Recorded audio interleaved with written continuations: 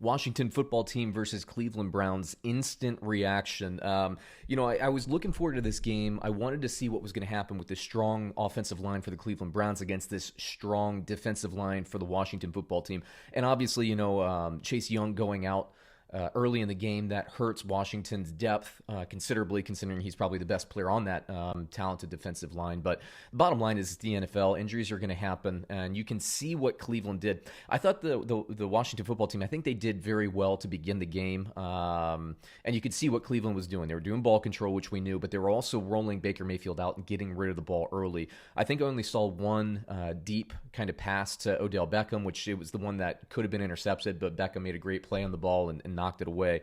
But it was no surprise to me at all to see what happened. Cleveland, they stuck to the run. Nick Chubb, 19 carries, didn't get that 20 that, if you watched my game plan, he didn't get that 20 that I wanted him to, but he came darn close. 19 carries, 108 yards, 2 touchdowns. I continue to say that Nick Chubb is one of the best 3, if not the best running backs in the league. I think that Cleveland needs to give him the ball even more with respect to Kareem Hunt. I like Kareem Hunt just fine, who had 16 carries for 46 yards, but Nick Chubb is on elite level, and I think that he's every bit as good as LaDainian Tomlinson was. And I don't say that without some trepidation. I don't like to throw hype out there and everything like this, but I honestly believe it. Nick Chubb is such a difference maker. I believe he's every bit as good as LaDainian Tomlinson is, but Cleveland, for the first 2 years, just hasn't gone to him in key situations. That changed this week, and I believe, and I said this before the season, it's changing with Stefanski there. I think he's the right coach for Cleveland, and I like this Cleveland team as I have all off season. Chubb, 108 yards, 2 touchdowns, like I said, just a beast. I don't think he was involved. He had, 1 catch? So not too much there. Kareem Hunt, meanwhile, adds 2 catches and a touchdown. So both running backs, who I said were starts earlier this week, definitely paid off their owners. Odell Beckham, only 6 targets, 4 catches, 59 yards. They didn't have to throw the ball downfield. I mean, things were set up for them to run off a play action, but by the time all that stuff would come to fruition, Cleveland was in charge of this game, and they ran away with it, which is kind of what I expected. I thought this was going to be a closer game. I thought it was going to be 24-20, and while that was the score, I think in the third quarter, maybe the beginning of the fourth, Cleveland did run away with it at the end of the game. And by the way, Cleveland, if they're in that position, again, just the commitment to the run and their ability to run the ball, going to be very difficult. Washington, I'll say this. Look, the defense, it's a playoff caliber defense. It really is. They're there. I love the scheme that they put into place. I thought they did pretty well in the first half. My question in this was Cleveland going to be able to assert their will in the second half, which is what ended up happening.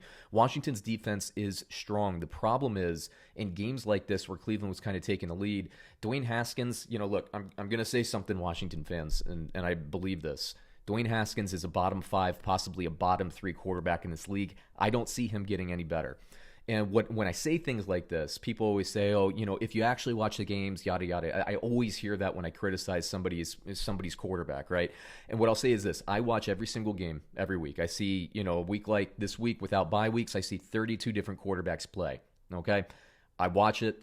I've seen a lot of quarterbacks play over the course of my life. I watch 3 games at a time. I watched in Game Pass. I watch the games. Dwayne Haskins doesn't have it. It's true. Now, does Washington move away from him this season? Probably not. And I think Washington owes it to Dwayne, to themselves as an organization and to Dwayne Haskins to see it through. Can he get better? Sure, he can get better, but I don't think he's going to get to the point in this offense to make Washington a weekly competitor. I think when they go down, it's going to get rough. And you see Haskins, his numbers, 21-37, 224 yards, 2 touchdowns, 3 interceptions.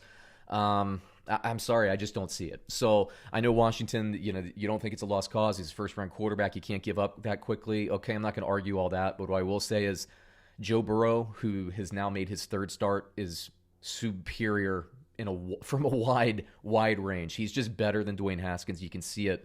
Burrow jumps off the screen. He didn't even have a preseason. He's already kind of running that offense with success in Cincinnati. Washington, it's just not going to happen. If Alex Smith's leg can really withstand whatever they got kind of going back there in the backup quarterback realm in Washington,